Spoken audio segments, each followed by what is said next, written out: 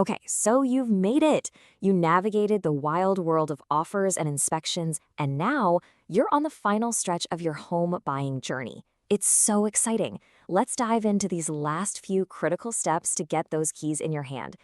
You just got the call. You heard those magic words. You're cleared to close.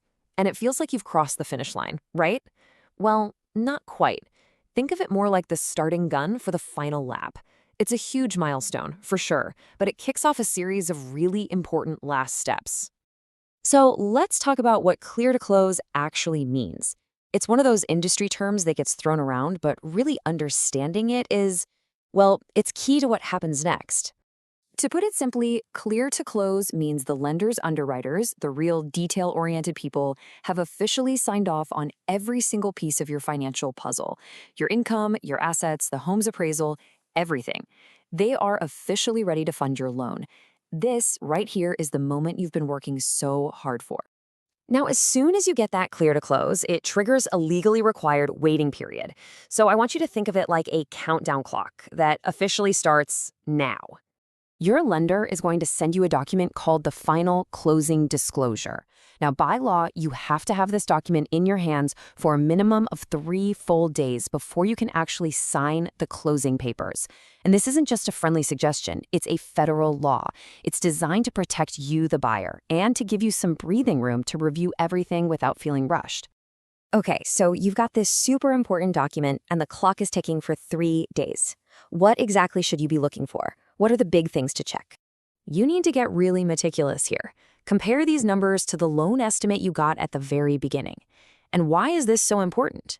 Because little things can change along the way. Maybe the property tax calculation shifted a bit, or a title fee got adjusted. This is your absolute last chance to catch any mistakes, to make sure any credits the seller promised you are there, and to see the final exact dollar amount you need to bring to the table. Getting this right means no nasty surprises on closing day. All right, let's step away from the paperwork for a second and talk about the actual property. While you're reviewing all those numbers, you're also going to schedule one last visit to your future home. We call it the final walkthrough. Now, the timing on this is super important. The final walkthrough usually happens within 24 hours of your closing appointment. And you might be thinking, wow, that's cutting it close. Well, there's a reason for that. You want to see the house in the exact condition you'll be getting it in. You know, after the sellers have moved all their stuff out and hopefully finished any repairs they promised to do. Think of your final walkthrough as a 2-part mission. First, you're a verifier.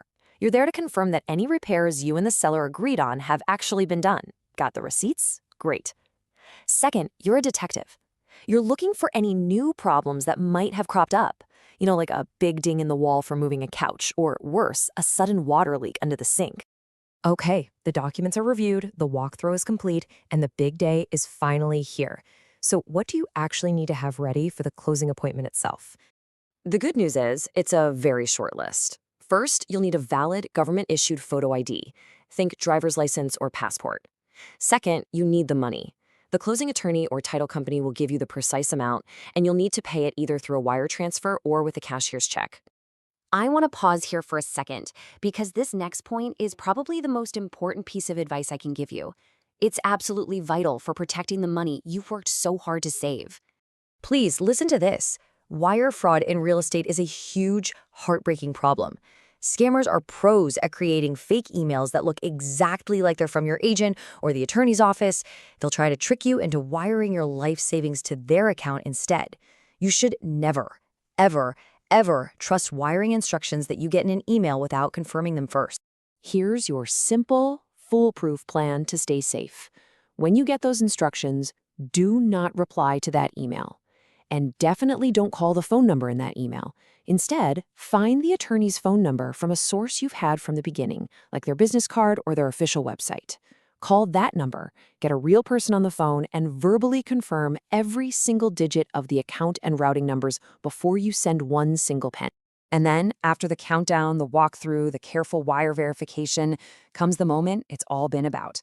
You'll sign what feels like a mountain of papers, the funds will transfer, and you will be handed the keys to your new home. You did it.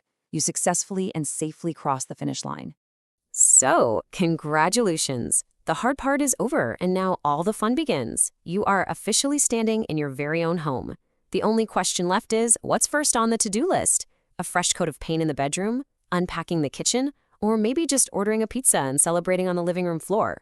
Whatever it is, enjoy every second. You've earned it.